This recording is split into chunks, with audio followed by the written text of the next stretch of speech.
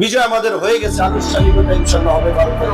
একসময় দুর্নীতি বিরোধী রাজনীতির প্রতীক হিসেবে পরিচিত ছিলেন ডাকসুর সাবেক ভিপি নুরুল হক নূর। 2018 সালের কোটা সংস্কার আন্দোলনের মধ্য দিয়ে জাতীয় রাজনীতিতে আলোচনায় আসা সেই ছাত্রনেতাই এখন ত্রয়োদশ জাতীয় সংসদ নির্বাচনে পটুয়াখালী 3 আসনে বিএনপি সমর্থিত প্রার্থী। সময়ের সঙ্গে বদলেছে তার রাজনৈতিক পরিচয় ও পেশাগত অবস্থান। ছাত্র রাজনীতি থেকে এখন তিনি নিজেকে পরিচয় দিচ্ছেন একজন ব্যবসায়ী হিসেবে।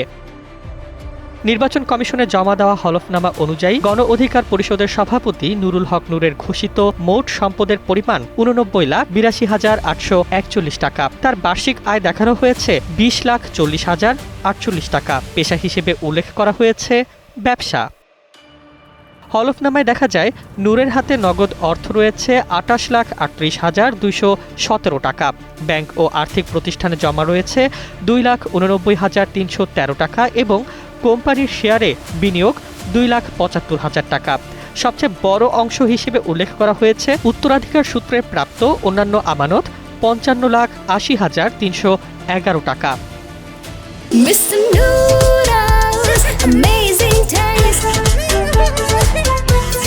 স্থাবর সম্পদের তালিকায় নূরের নামে রয়েছে 82 ডেসিমেল কৃষি জমি, যার অর্জনকালীন মূল্য দেখানো হয়েছে 62,000 টাকা। তার স্ত্রী মারিয়া আক্তারের নামে রয়েছে 3 একর কৃষি জমি, যার মূল্য 10 লাখ টাকা। স্ত্রী মারিয়ার মোট সম্পদ 2,66,818 টাকা এবং পেশা শিক্ষকতা। দুজনেই নিয়মিত আয়কর রিটার্ন দাখিল করেন বলে হলফনামায় উল্লেখ রয়েছে। দায় সংক্রান্ত তথ্যে জানা যায় নূরের নামে দেনা রয়েছে 3,88,160 টাকা। এছাড়া তার বিরুদ্ধে বর্তমানে 6টি মামলা চলমান থাকলেও 8টি মামলা থেকে অব্যাহতি পাওয়ার তথ্য উল্লেখ করেছেন তিনি।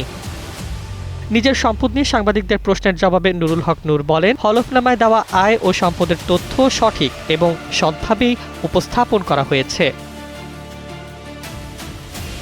ডেস্ক রিপোর্ট, জয় জয় দিন।